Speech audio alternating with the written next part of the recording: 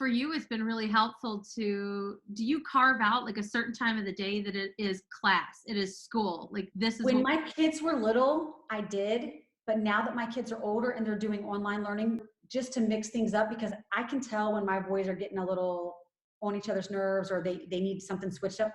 So I'll wake up in the morning and I'll say, hey guys, guess what? Today's opposite day. So you don't have to get dressed right now. You can play video games. You can do whatever you want. It's your free time till lunch. I go and I read my book. I have my cup of coffee. I'll go do something that I like to do because I self-care. need that time too, right? Yeah. And then they get to do whatever they want, that they know in the rules of the house.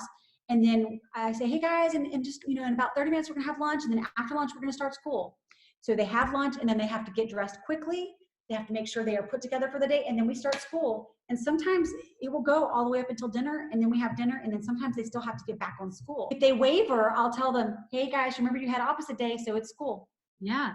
So you just said something important. You make them get dressed for school. Every day. And that's something we're going to touch on. They have to get up every day.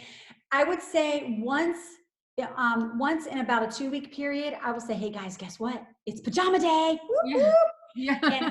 And especially if it's rainy or cold, I'll give into that. And I'll say, today you get to wear your PJs and you can lay on the couch with an electric blanket as long as you do your schoolwork.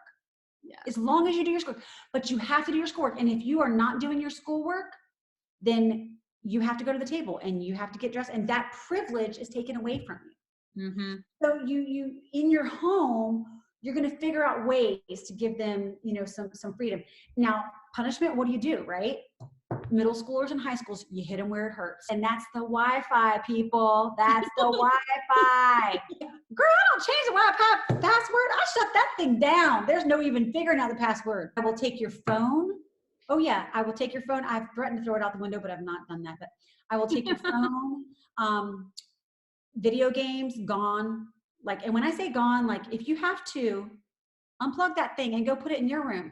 And also, if they're really just acting foul, don't send them to their room. Send them to your room.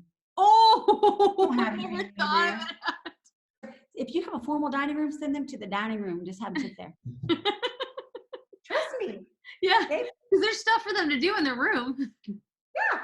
They want to be, they're middle schoolers and high schoolers. They want to be in their room away from you. Don't give them that. Then they're just going to keep acting up.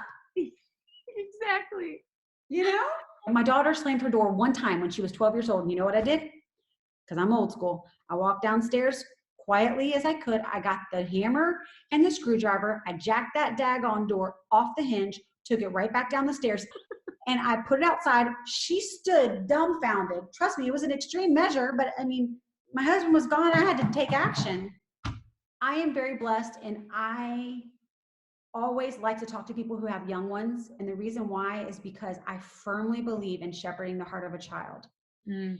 And the reason why I say that is because every day, and I am not perfect by any means of the measure, and neither are my children, but my home is very pleasant, and my boys and my daughter are very pleasant to me, and they're very pleasant to one another.